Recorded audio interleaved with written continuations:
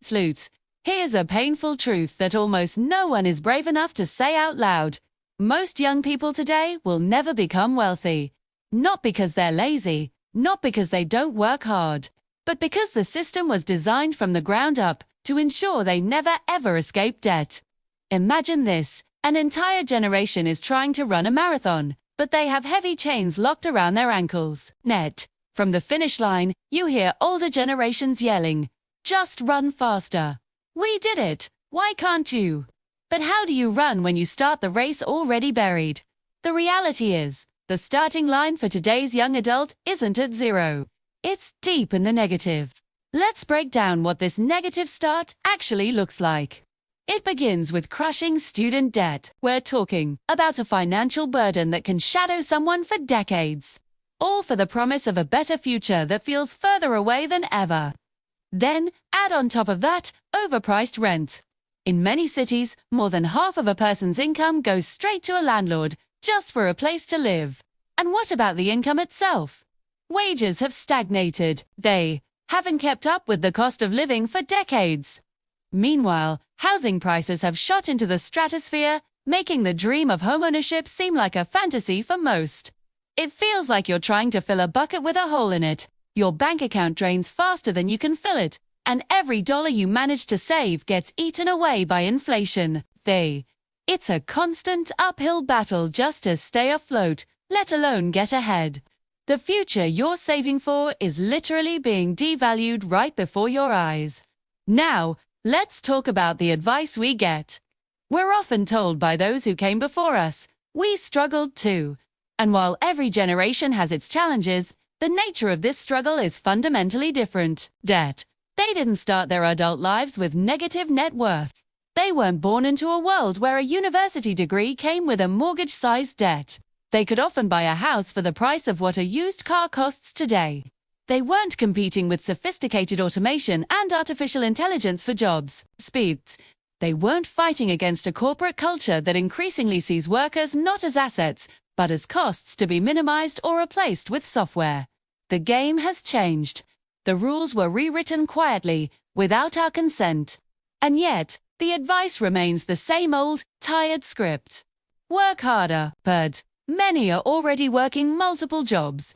Get more degrees. That just means taking on more debt. Save more money. How can you save when your paycheck vanishes the day it arrives, covering just the basic necessities? Stop complaining.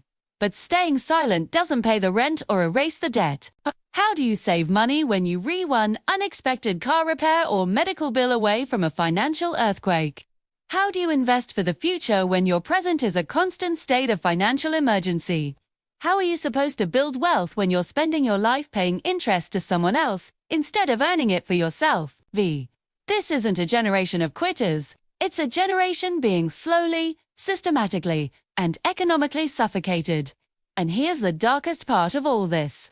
This mountain of debt isn't an accident. It's not a bug in the system.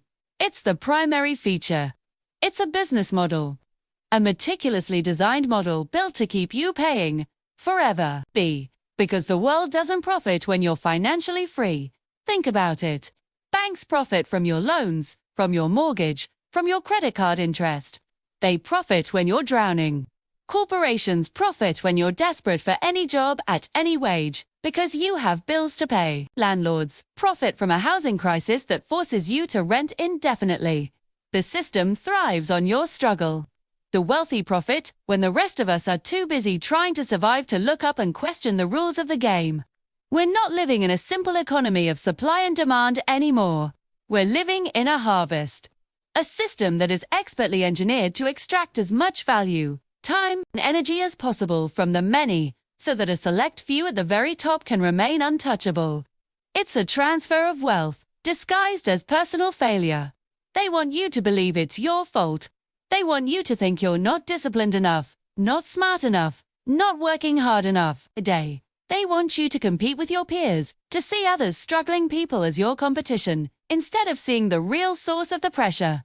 Because if you're busy blaming yourself, you'll never blame the system that sets you up to fail. But here is the one thing they are terrified of. They're terrified that one day, This generation will wake up and realize a powerful, unifying truth. You are not broke because you failed. You are broke because the system succeeded. It is working exactly as it was designed to. And when enough people truly understand that, when they stop blaming themselves and start questioning the structure itself, that's when the game ends. That's when we can start building something new. Thank you for watching. If this resonated with you, share it with someone who needs to hear it. Don't forget to like and subscribe for more conversations like this. Let's keep talking about the things that matter.